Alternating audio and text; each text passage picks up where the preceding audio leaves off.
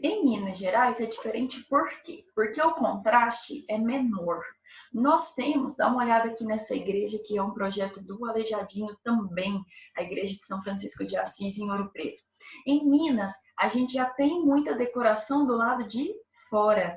Tá vendo que o estilo parece que ele está tentando ser original, mantém ali o uso dos campanários, das torres com sinos, mas vejam como o Aleijadinho tenta colocar isso um pouco mais recuado da fachada para dar até uma sensação de que a planta da igreja tem um formato diferente.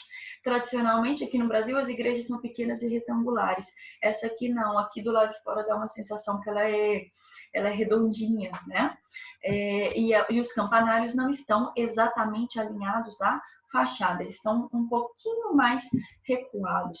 E aí não tem excesso de porta e janela. Olha como que ele faz uma fachada perfeitamente harmoniosa. Ele equilibra ali a distribuição dos detalhes decorativos, como as colunas gregas que estão aqui ornando, né, essa fachada, e as talhas que são colocadas do lado de fora.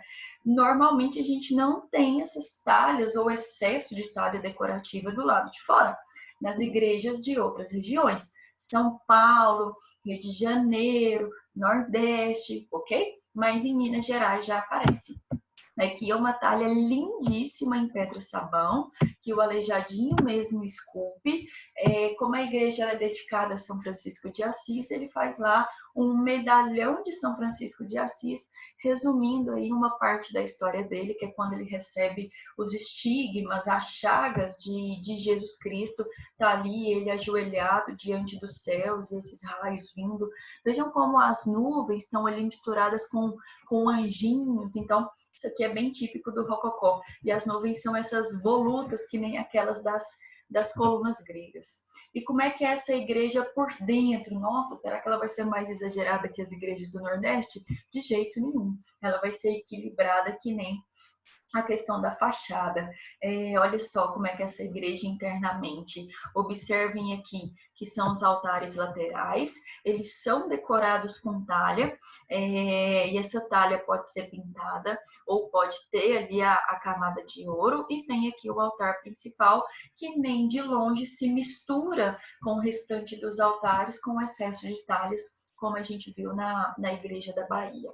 E essa igreja, uma das características mais sensacionais, que até a diferencia das demais, é que ela tem uma pintura de teto muito bonita, muito original, que é feita pelo mestre Ataíde, o artista que eu citei para vocês, que trabalhava em parceria com o Aleijadinho muitas vezes.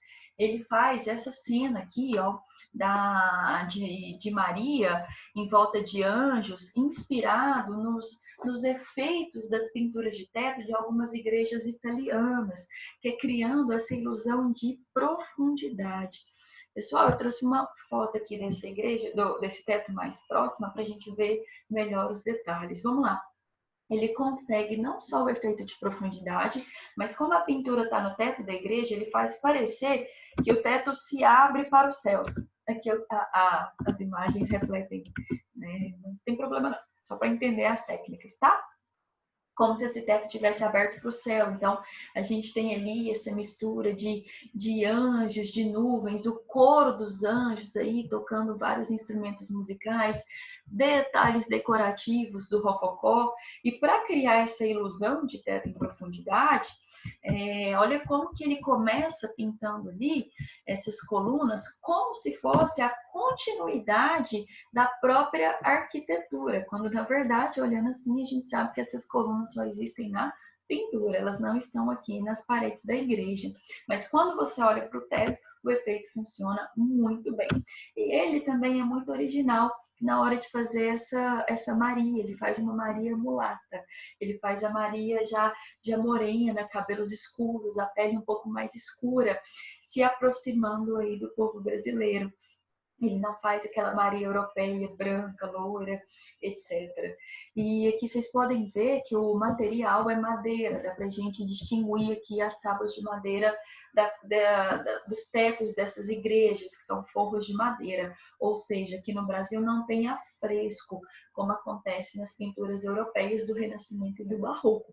Aqui no Brasil vai ter essa pintura sobre a madeira, e até o fato de ser assim, organizado nessas tábuas, ajudava o artista a calcular o centro para poder desenvolver as linhas da perspectiva e criar essa ilusão de espaço em profundidade. Mas isso tem muita qualidade, tem um efeito que funciona com perfeição na obra aqui do mestre Ataíde, de um ou outro artista, mas não é muito comum, que nem eu adiantei para vocês, que a pintura tenha esse desenvolvimento todo. Ok? O barroco no Brasil é uma fase muito rica da nossa arte. O Aleijadinho ele já está no final do século XVIII para o século XIX, e no início do século XIX a gente já vai passar por uma mudança política muito drástica, que é a vinda da família real. Logo, outras transformações vão afetar a arte também. Então, o nosso barroco ele chega ao auge com o Aleijadinho e esses outros mestres mineiros, mas ele também já começa a entrar em declínio. Desaparecer definitivamente, isso não acontece. Até hoje é possível você encontrar alguns artistas aqui no Brasil que afirmam serem praticantes do barroco. Tranquilo? Estudem lá o material de vocês, pessoal, e tentem fazer os exercícios, certinho? Aquele abraço, galera, e até a próxima!